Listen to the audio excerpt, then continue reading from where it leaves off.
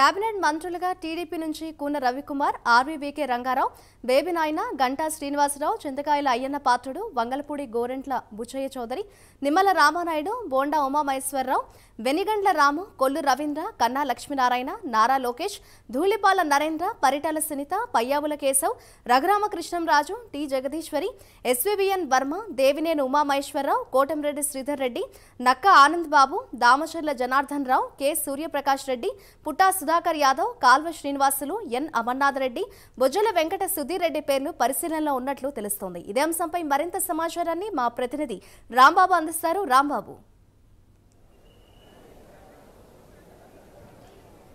మాధురి, రేపు కొలువు తీరనున్న కూటమి ప్రభుత్వానికి సంబంధించి ఉత్కంఠ అయితే నెలకొని ఉన్నది. ప్రధానంగా చూసుకున్నట్టయితే ఉమ్మడి పశ్చిమ గోదావరి జిల్లాలో జనసేన పార్టీ నుంచి 6 ఎమ్మెల్యేలు పోటీ చేసి గెలిచిన పరిస్థితి అయితే ఉంది.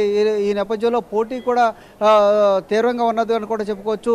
మా జిల్లాలో చూసుకుంటే నిమ్మల రామానాయుడు, పశ్చిమ గోదావరి జిల్లా, ఉమ్మడి పశ్చిమ గోదావరి జిల్లాలో చూసుకుంటే పాలకొల నుంచి హ్యాట్రిక్ సాధించిన నిమ్మల రామానాయుడు, అదే రకంగా బీసీ సామాజిక వర్గానికి చెందిన సెట్టిబల్ సమాజ వర్గానికి చెందిన పితాని సత్యనారాయణ రేసులో ఉన్నారు. అదే రకంగా ఇంకా జనసేన పార్టీ నుంచి చూసుకున్నట్టయితే ఇటు నిడదవోలు, ఉమ్మడి పశ్చిమ గోదావరి జిల్లా చూసుకున్నట్టయితే నిడదవోలు నుంచి పొడిచిన కందులు దుర్గేష్ పేరు కూడా ప్రముఖంగా వినిపిస్తున్న పరిస్థితి. అదే రకంగా భీమవరం నుంచి మూడోసారి కూడా విజయం సాధించిన పులపర్తి రామాంజలు కూడా పేరు కూడా వినిపిస్తుంది. ఇలా చూసుకుంటే మొత్తం మీద ఆశావాహులు అయితే ఎక్కువ ఉన్నట్టు కూడా తెలుస్తుంది.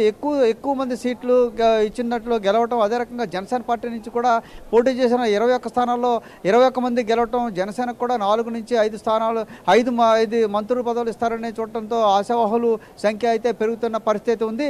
ఇక ఒక ఉమ్మడి పశ్చిమ గోదావరి జిల్లా నుండి చూసుకున్నట్టయితే తెలుగుదేశం పార్టీ నుంచి నిమ్మల రామానాయుడు, పితం సత్యనారాయణ పోటీలో ఉండగా ఇక్కడ కందులు దుర్గేష్, నిడదవోలు నుంచి గెలిచిన ఉమ్మడి పశ్చిమ గోదావరి జిల్లాకు చెందిన కందులు దుర్గేష్, అదే రకంగా పులపర్తి రామాంజలు భీమవరం నుంచి 3వ విజయం సాధించిన పులపర్తి రామాంజలు కూడా గట్టిగా పోటీ పడుతున్న పరిస్థితి ఉంది. అదే రకంగా బొలిశెట్టి శ్రీనివాస్ కూడా రంగంలో ఉన్నారు.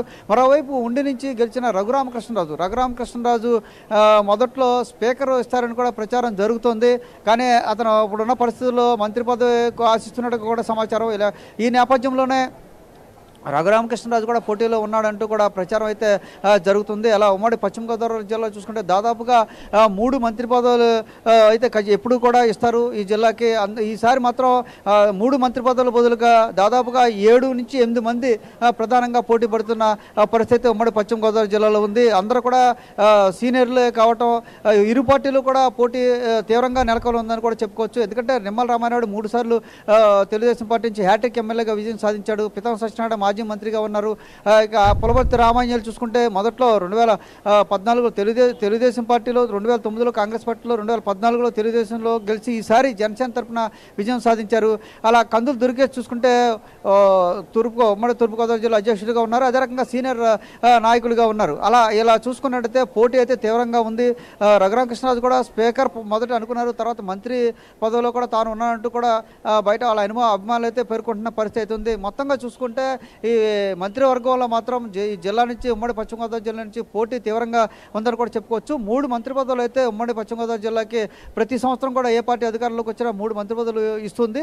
అదే సాంప్రదాయం కొనసాగిస్తూ ఈసారి కూడా 3 మంత్రి పదవులు ఇచ్చే పరిస్థితి ఉంది. అయితే ఆ 3 మంత్రి పదవులు ఎవరికి ఇస్తారు అనేది చూడాల్సింది. దాదాపు 6 నుంచి 7 మాత్రం తీవ్రంగా పోటీ పడుతున్న పరిస్థితి ఉమ్మడి పశ్చిమ గోదావరి జిల్లాలో నెలకొని ఉంది. ఏదైనప్పుడు కూడా వాళ్ళ అభిమానులు మాత్రం ఖచ్చితంగా మా నాయకుడికి మంత్రి పదవి వస్తుందంటూ కూడా చాలా ఆశతో అయితే ఉన్న పరిస్థితి. మరి కొద్దిసేపు మాత్రం వేచి చూడాల్సిన పరిస్థితి అయితే ఉంది. మాదిరి, right, thank you Rambabu.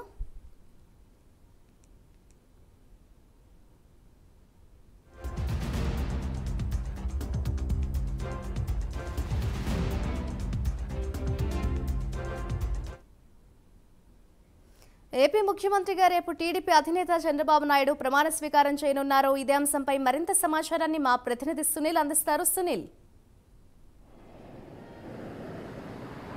Right మాదిరి మొత్తం మీద ఏదైతే నారా చంద్రబాబు నాయుడు రేపు 4వసారి ముఖ్యమంత్రిగా ప్రమాణ స్వీకారం చేయబోతున్నారో ఈరోజు ముఖ్యంగా ఏదైతే టీడీఎల్పీ సమావేశంలో ఎన్డీఏ కూటమి నేతలు అందరూ ఆయన శాసనసభాపక్ష నేతగా ఎన్నుకున్న పరిస్థితి ఉంది. కాసేపటి కిందటే ఆయన రాజ్భవన్కి చేరుకొని గవర్నర్కి కూడా ఆహ్వానం పలికిన పరిస్థితి ఉంది. రేపటి జరిగినటువంటి ప్రమాణ స్వీకారానికి ఇటు గవర్నర్ కూడా ఆహ్వానం మేరకు కాసేపటి కిందటే ఆయన దగ్గరికి అయితే కలిసిన పరిస్థితి ఉంది. ముఖ్యంగా ఏదైతే జిల్లాలో ఉన్నటువంటి ఉమ్మడి చిత్తూరు జిల్లాకు సంబంధించినటువంటి వారికి కూడా మంత్రి పదవులకు సంబంధించి కూడా కాసేపట్లో వెలువడే అవకాశం ఉందంటే ప్రకటన వెలువడే అవకాశం ఉన్న పరిస్థితి ఉంది.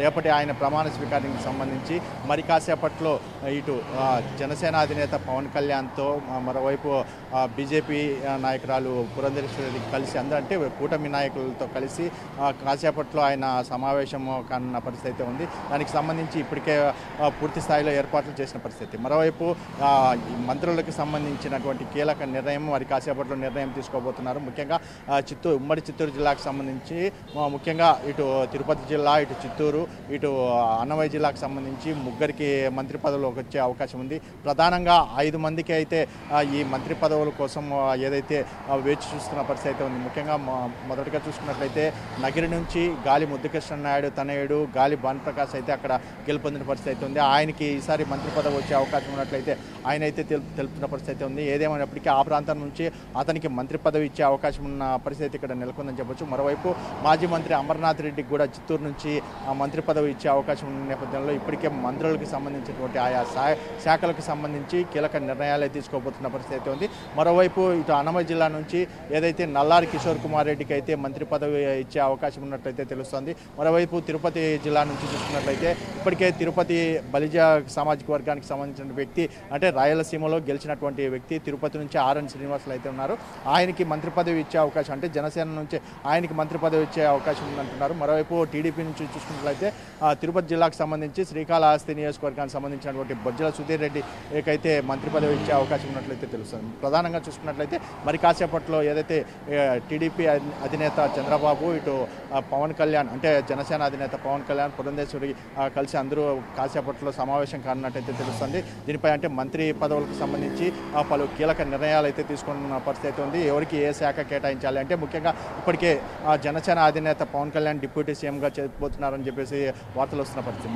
ప్రధానంగా చూసుకున్నట్లయితే ఆయనకి ఎటువంటి శాఖలు కేటాయించబోతున్నారు, మరోవైపు ఆయా జిల్లాలకు సంబంధించినటువంటి వారికి అంటే ఎటువంటి మంత్రి పదవులు కేటాయించబోతున్నారు అనేది మరి కాసేపట్లో తెలియని పరిస్థితి ఇక్కడ నెలకొందని చెప్పొచ్చు. ఏదేమైనప్పటికీ మరి కాసేపట్లో ఇటు టీడీపీ జనసేన కూటమికి సంబంధించినటువంటి నాయకులు సమావేశం చాలా కీలకంగా మారున్నట్లయితే తెలుస్తుంది. రేపటి ప్రమాణ స్వీకారానికి సంబంధించి చూసుకున్నట్లయితే ఇప్పటికే గన్నవరం ఎయిర్పోర్ట్ ఎదుర్కొన్నటువంటి ప్రాంతంలో పూర్తి స్థాయిలో ఏర్పాట్లు చేశారు. మరోవైపు ఇప్పటికే రేపటి కార్యక్రమానికి ఈరోజు రాత్రి 9:30 కేంద్ర హోంశాఖ మంత్రి అమిత్ షా కూడా ఇక్కడైతే చేరుకున్నట్టయితే తెలుస్తుంది.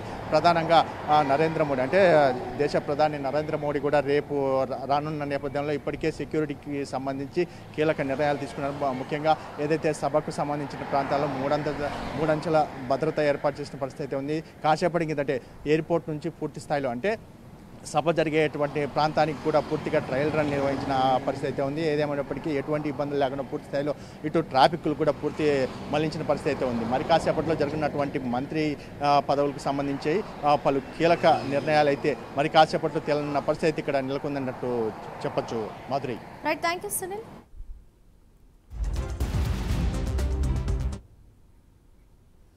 జనసేన నుంచి పవన్ కళ్యాణ్ డిప్యూటీ సీఎంగా ప్రమాణ స్వీకారం చేస్తారని ఆయనతో పాటు జనసేన పార్టీ నుంచి బొలిశెట్టి శ్రీనివాసరావు, కందుల దుర్గేష్ పేర్లను పరిశీలిస్తున్నట్లు సమాచారం. ఇక బీజేపీ నుంచి సుజనా చౌదరిని కేబినెట్లోకి తీసుకునే అవకాశాలున్నాయి.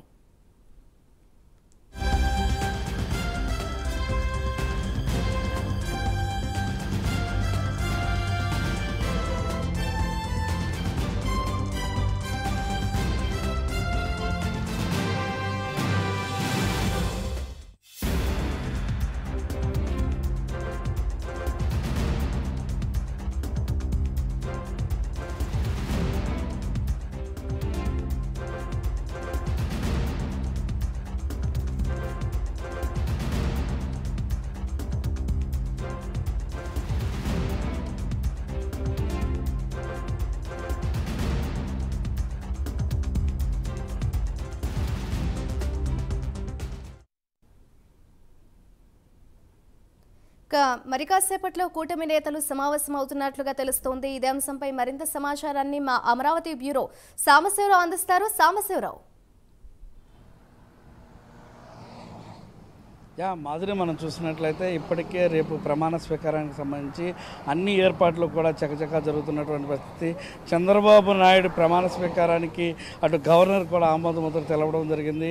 రేపు ప్రమాణ స్వీకారం చేయనుండడంతో ఇప్పుడు నేను ఇందాక మధ్యాహ్నం వెళ్ళినటువంటి కూటమి నేతలుగా ఉన్నటువంటి అటు నాదెండ్ల మనోహర్, అదేవిధంగా పురంధరేశ్వరి, అచ్చెన్నాయుడు ముగ్గురు కూడా ఏదైతే గవర్నర్కి సమర్పించినటువంటి నివేదిక ఉందో దానికి సంబంధించి మద్దతుకు సంబంధించినటువంటి పత్రాలు పరిశీలించిన తర్వాత సీఎంగా చంద్రబాబు నాయుడిని అంగీకరిస్తూ కూడా ఆయన ఆమోదముద్ర వేయడం జరిగింది. రేపు ఈ ప్రమాణ స్వీకారానికి సంబంధించి మొత్తం కూడా అన్ని ఏర్పాట్లు జరుగుతూ ఉన్నాయి. రేపు ముఖ్యంగా మనం చూసుకున్నట్లయితే చంద్రబాబు నాయుడుతో పాటు 26 మంది మంత్రులు కూడా ప్రమాణం చేస్తారని కూడా మనకి తెలుస్తూ ఉంది.